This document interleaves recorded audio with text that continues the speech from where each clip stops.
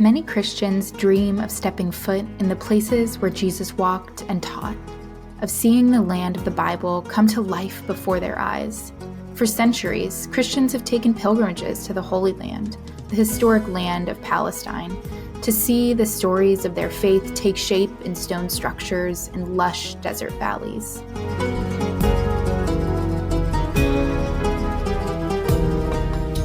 The Christian tradition shares this region as a religious birthplace with Judaism, and with Islam as a place of divine revelation. And yet, Christians have maintained a unique relationship with the land of the Bible and its holy sites since the 4th century CE. Trips to the Holy Land are ubiquitous for maze-filled walks through the vibrant old city of Jerusalem, boat rides on the Sea of Galilee, followed by a meal of St. Peter's fish, reading passages of scripture from hilltops and olive groves, and visiting the holy city of Jesus' birth, from Shepherd's Field to Manger.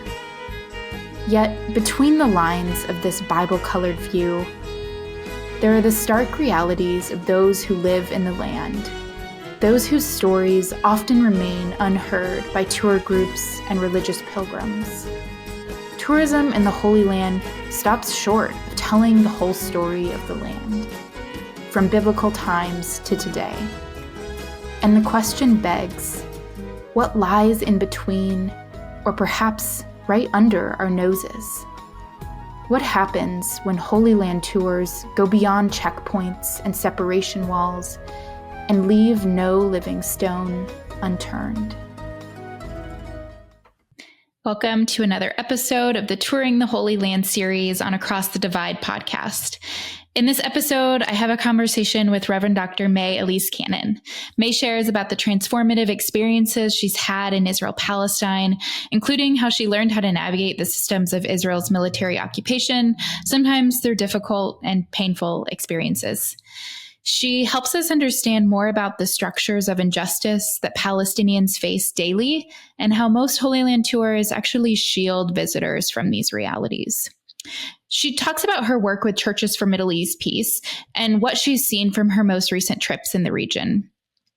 Mae also discusses the importance of understanding multi-narrative perspectives through pilgrimage to the Holy Land, especially in the current context of Palestine-Israel, and she emphasizes the role of the church in participating in holistic peacebuilding.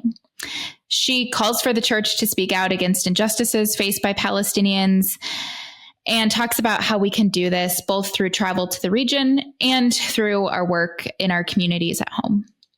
In our extended conversation for our Patreon supporters, Mae shares about the impact of Christian pilgrimage on Palestinian communities, and she highlights both economic and emotional significances of solidarity. She shares resources that Churches for Middle East Peace has for engaging in this work through travel to the region, through multi-narrative trips, and opportunities that we have to engage in solidarity work right from home. Reverend Dr. Mae Elise Cannon is the Executive Director of Churches for Middle East Peace. Cannon formerly served as a Senior Director of Advocacy and Outreach for World Vision U.S. on Capitol Hill in Washington, D.C., as a consultant to the Middle East for child advocacy issues for Compassion International in Jerusalem, as the Executive Pastor of Hillside Covenant Church located in Walnut Creek, California, and as Executive Director of Development and Transformation for Extension Ministries at Willow Creek Community Church in Barrington, Illinois. Cannon holds an MDiv from North Park Theological Seminary, an MBA from North Park University School of Business and Nonprofit Management, and an MA in bioethics from Trinity International University. She received her first doctorate in American history with a minor in Middle Eastern studies at the University of California, Davis, where she focused on the history of American Protestant church in Israel and Palestine. And her second doctorate is in ministry and spiritual formation from Northern Theological Seminary. She's the author of several books, including the award-winning Social Justice Handbook, Small Steps for a Better World, and is the editor of A Land Full of God, Christian Perspectives on the Holy Land. Her work's been highlighted in the New York Times, the Washington Post, CNN, and a number of other sources. Without further ado, friends, here is my conversation with Reverend Dr. Mae Elise Cannon. Mae, it is so good to have you here. Welcome to Across the Divide. Thank you, Jen. It's a privilege. Yeah. And it's been a long time. I've been wanting to and scheming to have you on the podcast.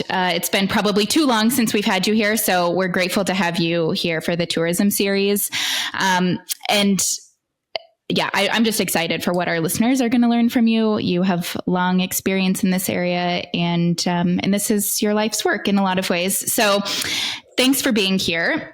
I'm wondering if maybe we can start out and you can just share a little bit with our listeners about what your first experience was like when you first traveled to Israel, Palestine. What was that experience like? What were there things that were surprising for you? Or what did that kind of experience, what was it a catalyst for? Thank you. And it's good to see you and to be with you. I wish the circumstances, let's do this again when we can celebrate peace and comprehensive ceasefire and hopefully, self-determination for the Palestinian people and security for all in the Middle East. Yes. But given, Amen. Thank you. Yeah. The first time I went to the Holy Land, I thought I was going, I had dreamt of going to Israel from the time I was a little girl.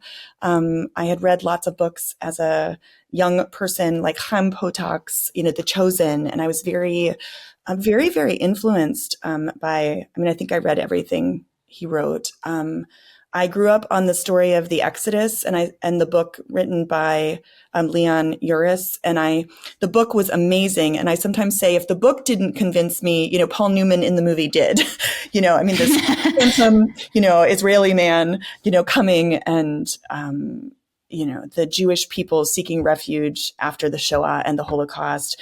And I think part of the reality that none of the world wanted them, that there was still such ardent anti-Semitism, the U.S. only had 100,000 refugees during the Holocaust. So this was the context, and I dreamt of going to Israel. And my parents gave me a gift after I graduated from high school, and something kept happening where I couldn't go. So the first time I went wasn't until 2009, and I was supposed to go under a mentor of mine who was going to lead a Bible trip. He's a New Testament scholar.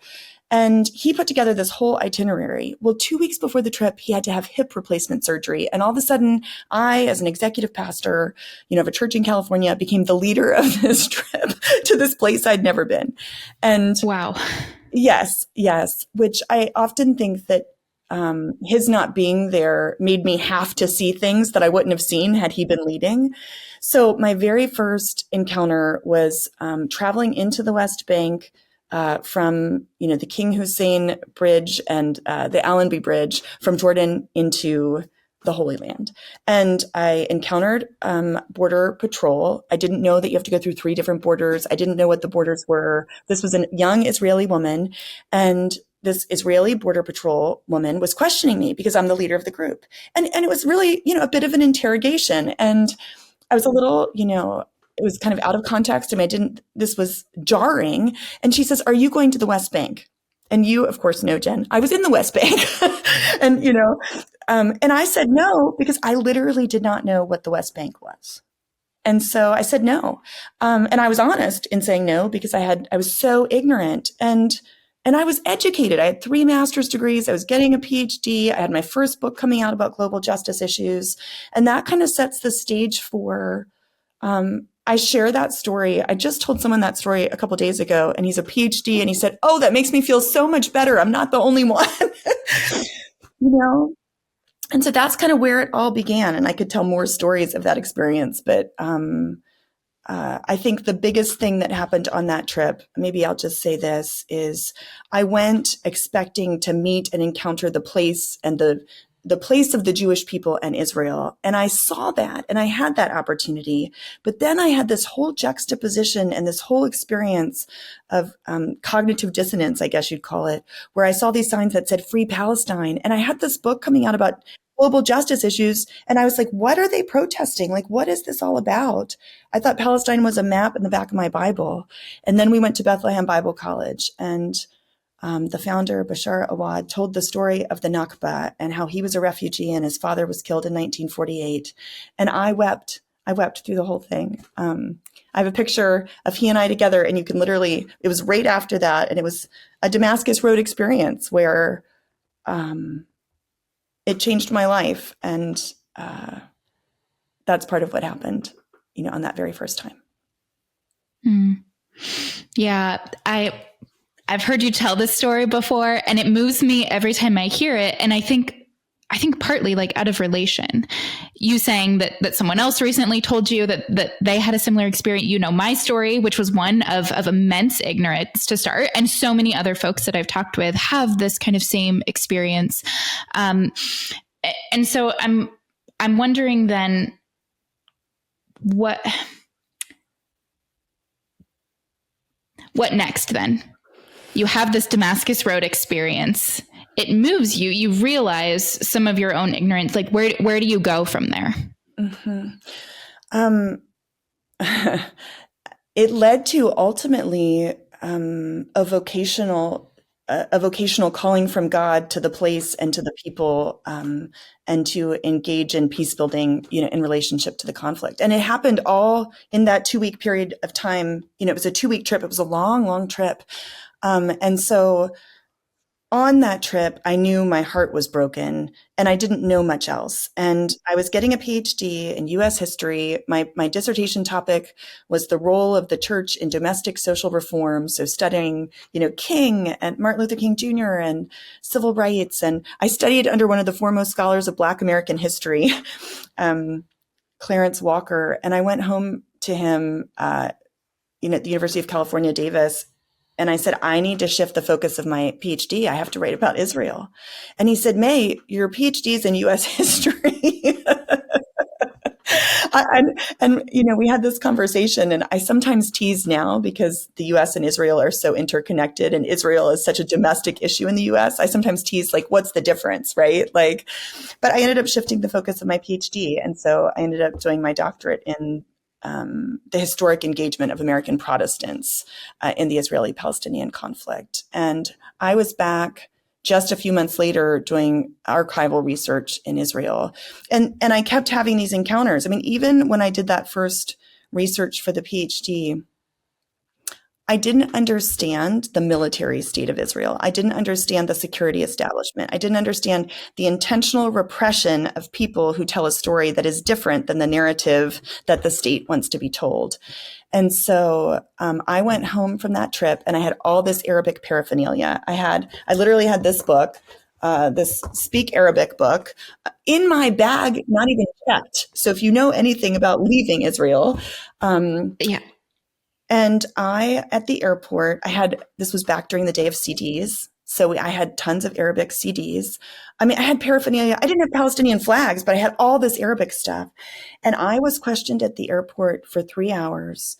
And I was actually strip searched at the airport. And while I was partially dressed, I was in a room alone. They took my passport, and this is the Israeli, border security, at the airport, et cetera.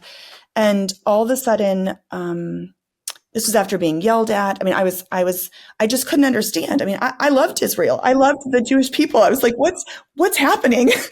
And so I was being searched in this back room, and all of a sudden the door burst open and like 5 men with guns pointed at me came in, starting shouting in Hebrew.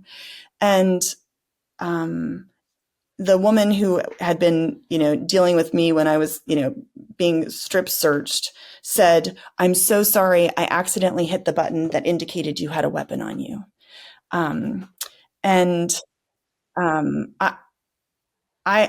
know that this trauma is nothing compared to, living under occupation, or God knows, what's happening in Gaza right now. But I literally cried. I was the last person on the plane. They held me until the plane took off, and I cried halfway from Tel Aviv to New York City. I just was, and these were the types of experiences that just kept breaking down this understanding that I had of, Israel being this hopeful, beautiful place that's a miracle for the Jewish people. And I think in a lot of ways it was a miracle for the Jewish people, but it was at the expense and trauma of the Palestinians. Yeah. Wow. Thank you for sharing that story. And I just want to, for our listeners, make sure to connect this with actually that question that you were first asked when you crossed into the border of, are you going into the West Bank? This line of questioning is is essentially like the sort of context for this immense and invasive search that you underwent. So any person entering or leaving the country has to go through Israeli military border control.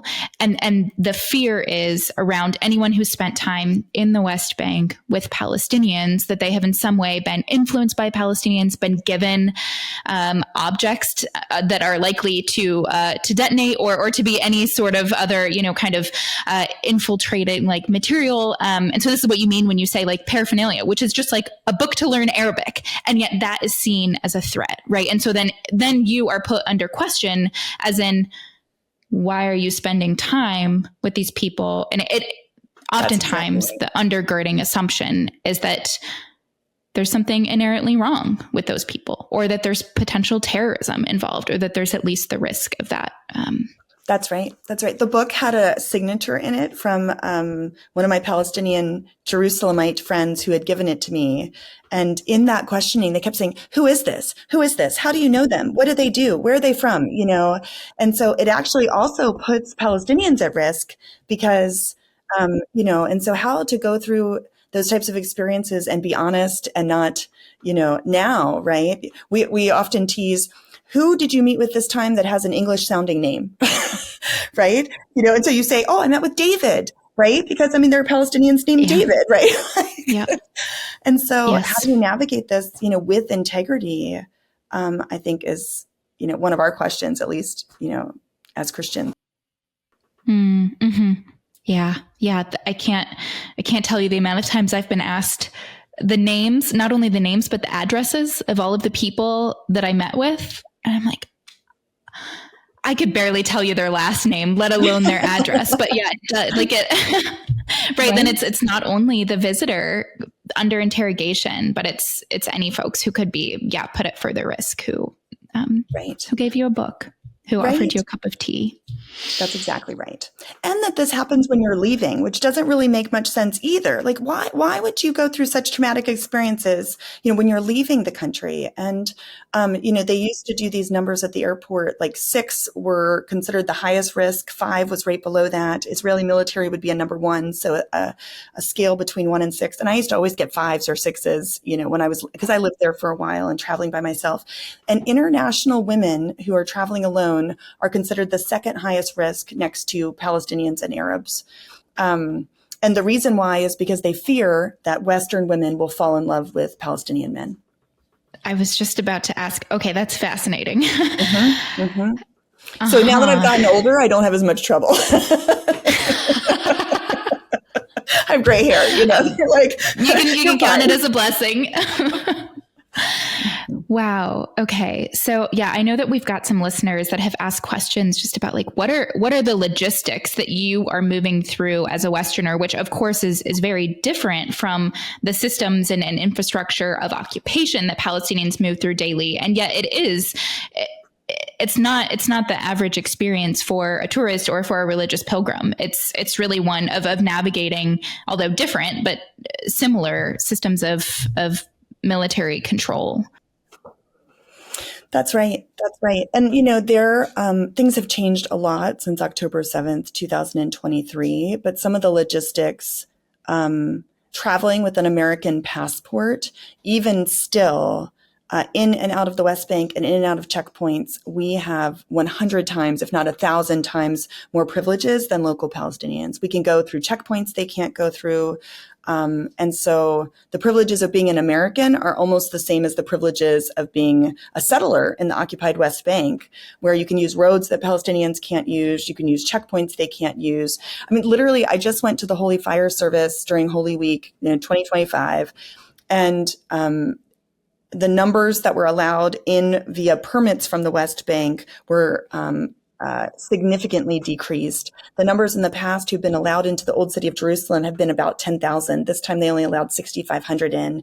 And even in that situation, I was a member of the diplomatic corps, the diplomatic guests of Patriarch Theophilus. And we had these experiences with soldiers and with settlers that were really scary, where we were worried about, getting harmed or pushed or, I saw a Palestinian older woman pushed a like to the floor, by a soldier.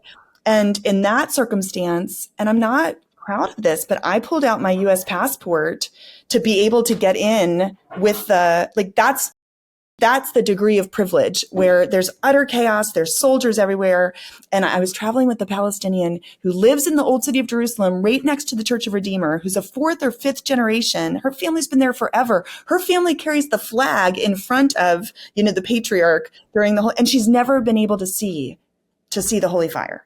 And so I pulled out the American passport and took her and my husband with me, and were let through because of that dynamic, which is totally unjust. It's wrong. Yeah, so unjust. But okay, so if I'm hearing you correctly, those numbers of who's allowed into the Church of the Holy Sepulchre for this sacred holy fire service around right in the season of Easter, there are more foreigners who are allowed into that service than Palestinian Christians? Completely. I mean, I went to this service years ago, maybe 2010 or 2011, and I'll never forget the picture. There were actually, I didn't go into the Church of the Holy Sepulchre. This time I was in the church before I was in the city. And when I was in the city, there were lines for local Palestinians and a separate line for the foreigners and the internationals. And the internationals got in and the Palestinians didn't. And I'll tell you, because this is such a profound story for Christians or people of any faith, the whole idea of the holy fire is a fire spontaneously ignites, which represents the resurrection of Christ. And then this flame is passed around to thousands of people in the Church of the Holy Sepulchre. It's taken to villages all over. It's taken all over the world, to the Vatican, to countries. I mean, they literally carried the same flame representing the light of Christ. And the Palestinians that year that were in the line that was next to me were not allowed in. And the internationals were allowed in. And the two lines were separated, and there were Israeli soldiers in the middle. And I'll never forget, because the international line, many of them got in, and the flame kept passing because there were so many internationals, right?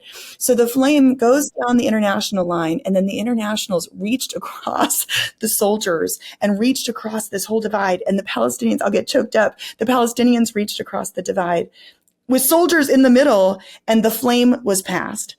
And then the Palestinian line, had this flame that went down the whole line as well. And it just made me, it gives me shivers, because it's the idea of oppression and injustice not winning the day, right? The light will shine in the darkness, and the darkness shall not overcome it. And that was an example of this grave injustice. And yet you could see, these Palestinians and these internationals reaching their candles across to one another, to share this light, which I think is what we actually need to do, physically in responding to injustice. Wow. Yeah, that I feel like torn in two ways about that story, that it is this incredible example of the ways that that we can move outside of and resist systems of injustice and structures of them. And yet I can't shake that reality that you've introduced us to, that foreigners, and in this case, no matter who they were, didn't have any kind of special status, but any foreigner kind of lining up in that line have precedence and privilege over Palestinian Christians, whose many, like your friend, for decades, their families have been have been Christian and have lived in this holy city in the land of their faith. So I'm wondering, so throughout the series, we've talked a little bit, I've talked with a few different folks, with Sarah Williams, with Jer Swigart, even with Professor Rafi Greenberg, who's an Israeli archaeologist, talked about the structures and systems that are in place that cultivate this kind of narrative that those who travel to the land most often encounter. And you mentioned this just briefly. And so I want to get into talking about the work that you do with CMEP that sort of resists these structural narratives of injustice.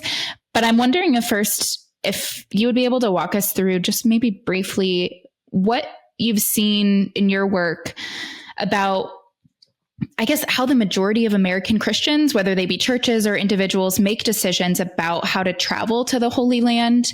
What kinds of Holy Land tours or pilgrimages are accessible to most, or just what's available to them when they travel?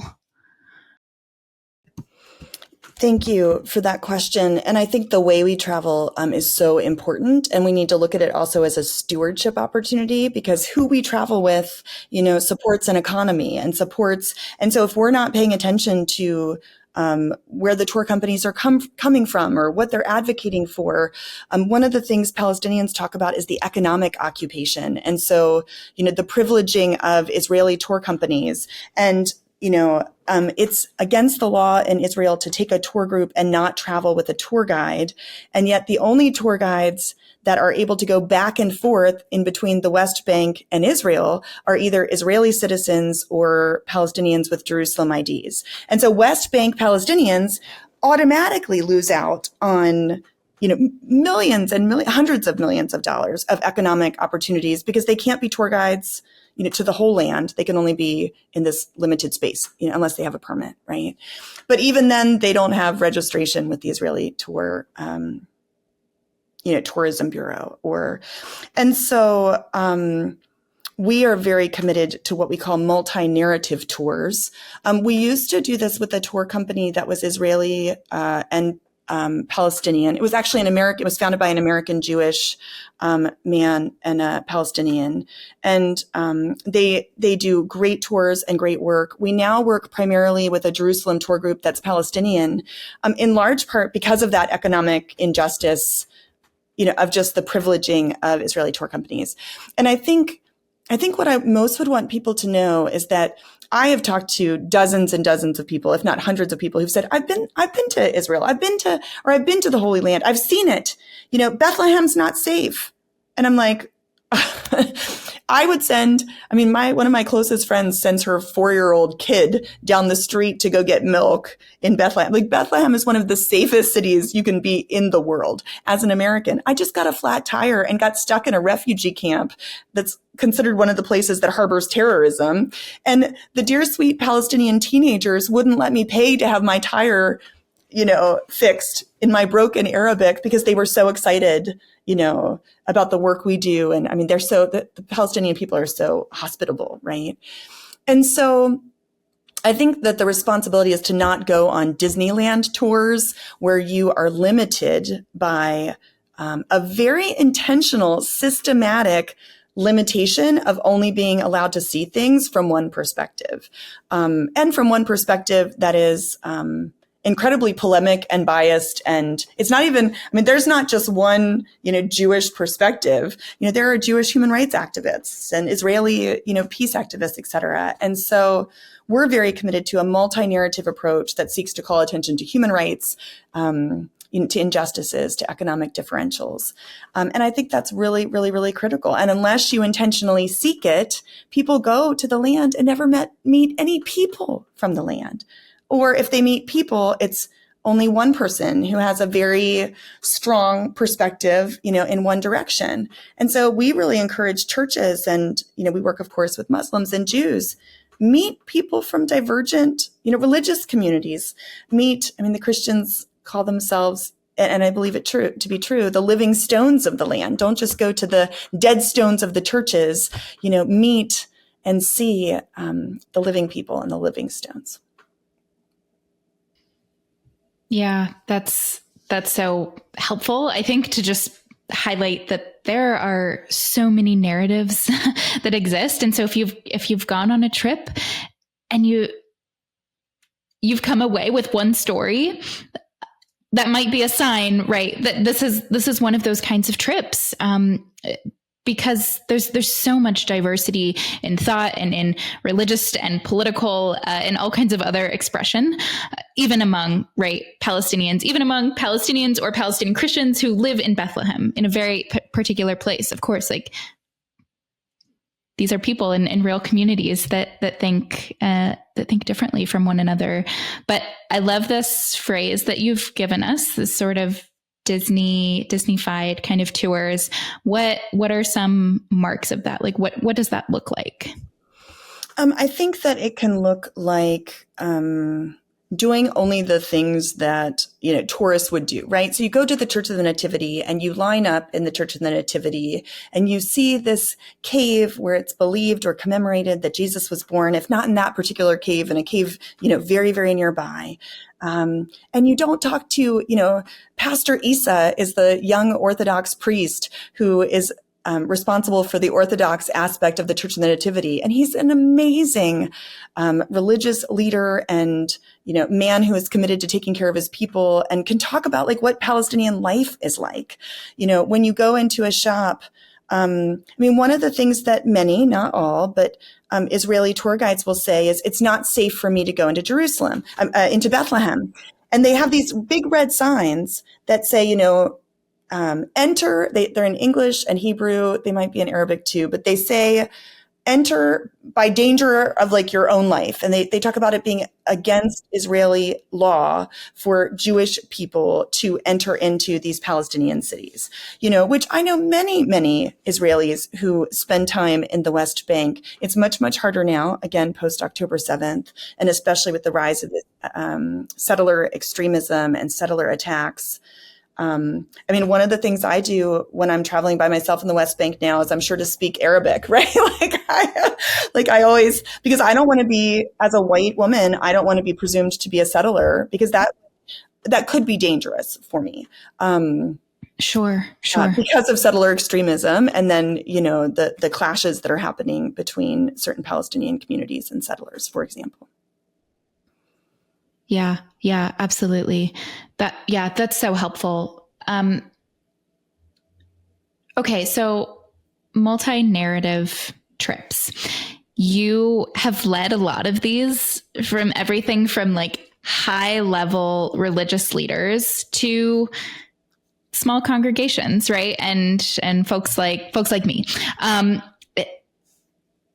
What's distinct about what happens when someone goes through the experience of a multi-narrative tour, and how have you seen that be transformational for folks? Whether it be, I know you mentioned like with attunement to human rights and advocacy work, right? Structural injustice, or maybe even religiously or spiritually. Like how have you seen those be transformational?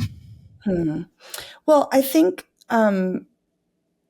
what's happening in Israel and the occupied Palestinian territories, if one is willing to see, and to have an open mind and like ears to hear, eyes to see, but if one, there's not an argument that has to be made. It's clear what's happening. At least, it's clear that there is a state that has power and military control, and there's a people group that is under, call it whatever you want to call it. It legally is called an occupation, but even if you don't call it an occupation, the Palestinian people have an economy that is controlled by Israel.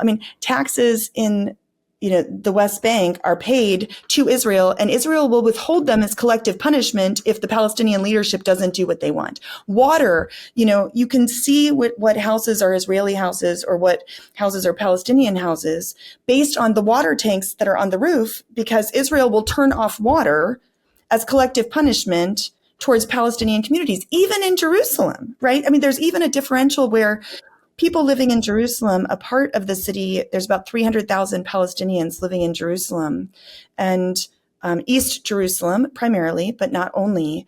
And Palestinians in Jerusalem and Israelis in Jerusalem pay the same taxes. And in the Palestinian communities, there's no garbage pickup. There's no civil services.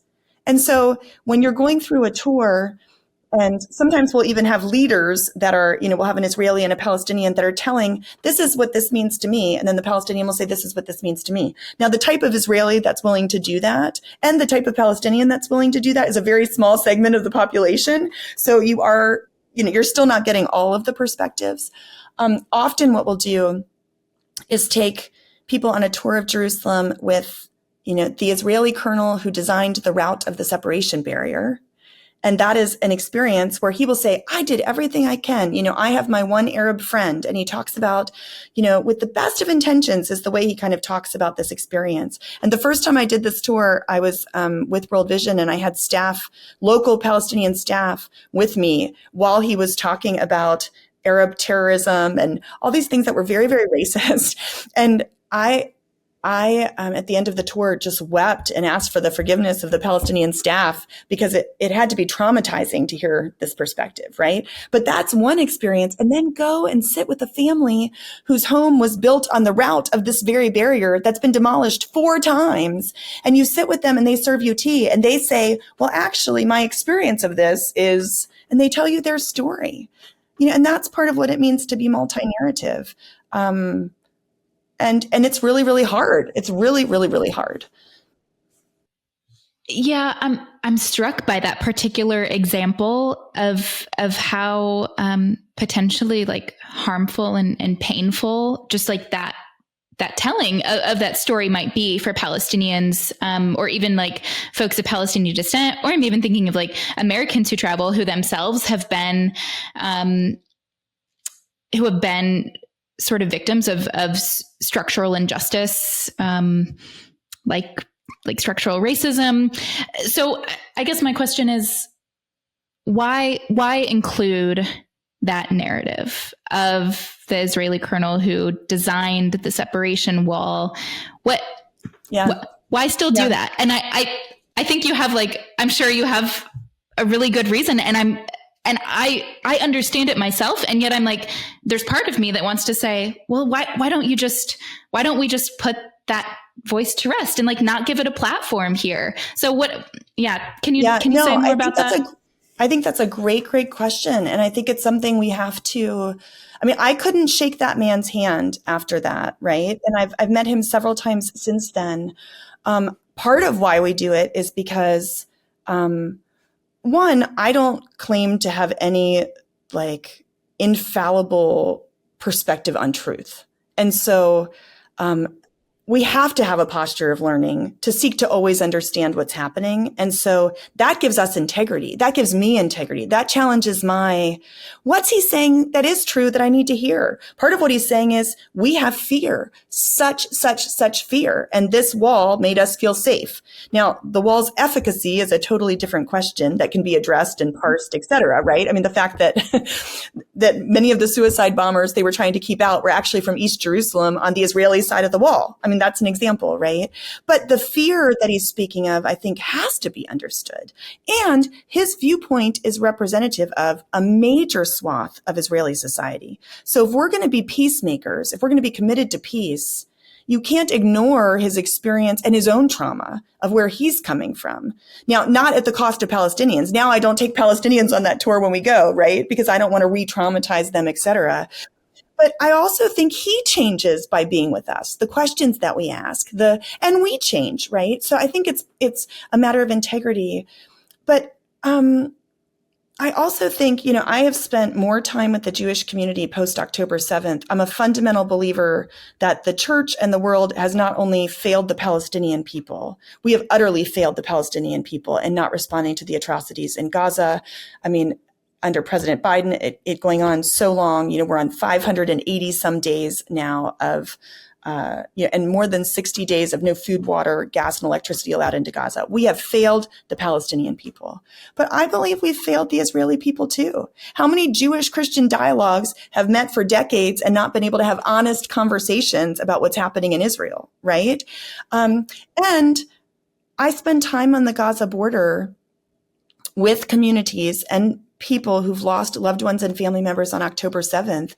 And we do an injustice by not calling that day an atrocity. That day included massacres against civilians that were utterly, utterly horrific.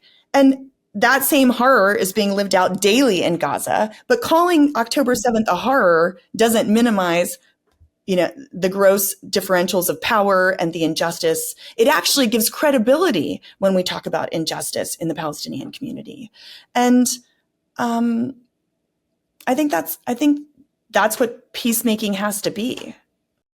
If you think the work we're doing here at Across the Divide is important, and the conversations we're having are necessary, then I invite you to consider becoming a patron of the podcast, a monthly supporter of Across the Divide on patreon.com/Across the Divide. You can support us for as little as $5 a month and get access to various kinds of premium content like extended episode conversations, merch options, and the ability to have conversations with us and other Patreon supporters.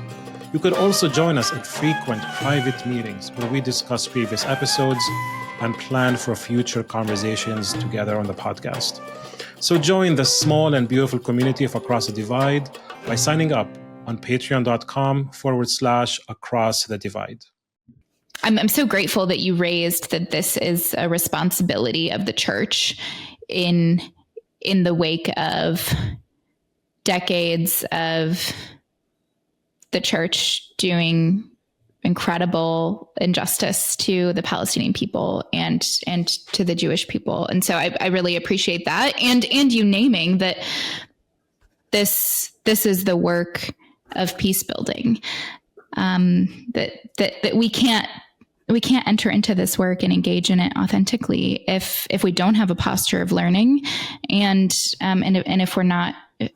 if we don't know the kind of the stories and experiences of everyone who's a part of this really sort of complex place that then Christians also not only have participated in historically, but have a tie to just in terms of our faith. Even as I talk, I'm sensitive to, often justice advocates will say that's both sideism, right? You're just, because you're being neutral. And this is not about neutral. I think it's really, really important to say this is not a false equivocation of pain and suffering. Like, Israel has a lot more power than Palestinian people, right? And identifying that gross injustice and the paradigm of oppressed and oppressor, I think, is absolutely critical. But it's also not absolute, right? It's not that all Israelis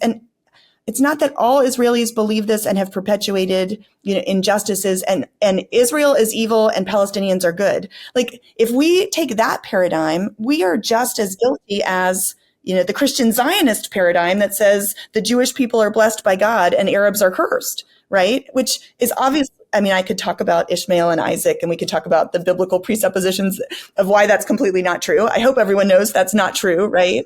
But I think yes, they should if they listen to the Christian Zionism series. Okay, good. Yeah, please listen to that because it's so critical. We want things to be so black and white and so binary, and it's not binary. I think Palestinian people are living under gross oppression, and they have been for decades. And that is true. At the same time, while Jewish people have for centuries suffered anti-Semitism, and both are true, right? The multi-narrative approach, I think, does not mean that we don't acknowledge the gross divisions of power and injustice. Yeah, I think I'm grateful for you mentioning that, and I think you just sort of showed us the way that, like, a multi-narrative posture of learning gets away from binaries. I've heard you say before that this is not a zero-sum game, that the work of freedom and self-determination and liberation does not mean that it's for one people at the expense of another. And so I feel like, yeah, what you kind of just shared gives a picture of that, and is sort of a window into how we might participate in that as Western Christians, as American, wherever we might be coming from. The theological presupposition, which is very controversial in this space, is a theological belief in collective liberation, that you actually have a structure of oppression and oppressed, oppressors and oppressed. But in that, we want the liberation of the Palestinian people. I mean, I fundamentally believe I have to be liberated because I am a part of, the U.S. is as oppressive as Israel is in this paradigm. And so I am on the side of the oppressor in that regard. Our tax dollars are being used to buy the weapons that are killing Palestinian children, right? And so I think for me as a follower of Christ, collective liberation means that I can be redeemed in that paradigm, even though I am on the side of the oppressor. And that's very, very controversial in justice circles, that idea of collective liberation. And so we talk about that a lot. I could take us on a whole other tangent. I want to be like, why is that controversial in justice circles? Because that is very problematic. But as we turn to kind of wrapping up our conversation, I'm wondering if we can just keep going in that direction. You and I together have written a little bit before on decolonizing Christian holy sites and pilgrimage. And so I'm wondering if you can talk a little bit about how this plays in here and maybe the ways in which CMEP lives into that work and provides opportunities for Christians to engage in it, whether they are taking a trip with you all, churches or individuals taking a trip with you all to visit the Holy Land and have that kind of experience, or whether it's in a different way, right? I mean, like, not all of us can travel, and especially right now, right, a sort of year and a half from that horrific day of October 7th and the ongoing bombings and massacres since, like, many churches are not thinking, oh, now is the time to take our community to the Holy Land. So how do we engage in this work right now? And what is CMEP up to in terms of that work? Thank you for that question. So Churches for Middle East Peace, CMEP, we're broadly ecumenical, Catholic, Orthodox, Protestant, evangelical peace churches. And there are trips that are going. A lot of times right now, they're called solidarity trips. And many of the church trips, because of liability issues and because of comfort levels, particularly for people who've never been to the region before. I mean, we had, I think, 8 or 10 trips that were just canceled in the second half of last year. And yet Cardinal Pizzaballa, who's the Catholic leader in the Holy Land, he's the patriarch of the Latin, Catholic Church in Jerusalem. He said, now this was just during the recent ceasefire that only lasted, for a few weeks. He said, come. Like, now is the time to come. The church in the Holy Land, the broader Holy Land, be it Jordan, Egypt, Palestine, and Israel, the church is desperate and is begging for solidarity, for comfort. So we've been taking trips even in the midst of this time. So there are opportunities for trips. We did this gathering, and Jen, I wish you were there. I don't know if you remember And Still We Rise. We did it in 2018. Mm-hmm. It's our women's empowerment program. We brought over mostly Palestinian, but some Lebanese, and then Israeli peace activists, all women. We did a conference where all women spoke and men and women came and attended. We just did that in November, 2 weeks or something after the Iran attacks on Israel. Every one of our church trips canceled. I think we had 25 or 30 Americans go. We had 80 Palestinian women come to this event. And the first day, it was so inspiring. And the first day we had some of the religious leaders, the men, bless us and be a part of the day. And on that day, we had 110 people. And we had a Catholic bishop and an archbishop from the Orthodox Church. And it was so inspiring. And the women said to us, we want to do this because we still have to live. So even in the midst of 19 months of war and ethnic cleansing and all, the atrocities that have happened, there's still that opportunity. So I think traveling is critical. If women want to be involved in our And Still We Rise, we'll do another event in Jordan in 2026. And that was all Palestinian led. It was so, so, so beautiful. We're also doing things for people who can't travel. So webinars and educational opportunities, but we're relaunching what we're called CMEP Journeys. We did that during COVID. And CMEP Journeys is where, your church can have a cooking class, and it might be with an Israeli, or it might be with a Palestinian, or it might be with both, or it might be with a CMEP staff member, but we can do it on Zoom or just give the materials, but where we can learn to cook, Arabic food and do that as a mechanism of learning. That's just one example of a CMEP journey. But my point is these experiential type things for people who can't go, where you still could be exposed to leaders. And our pilgrimage to peace tours, we bring to churches. We're still doing those. We're doing another one in the fall. We're actually doing that with Bethlehem Fair Trade, where we will come to churches and bring leaders from the region to churches, which is at least, a taste, if you will, of Palestinian narratives and stories and experiences from people in the land. That's so beautiful. And the first example you gave of this "And Still We Rise" gathering of Palestinian women and American women, that sort of reminder that we still need to live in a time of ethnic cleansing and genocide. And it just sort of, I don't know, what you said just kind of reminds me that there is and has been this call for the Western Church from Palestinian church leaders and individuals, this call for the Western Church to show their presence, to accompany our Palestinian kin, perhaps to be in solidarity, as you mentioned.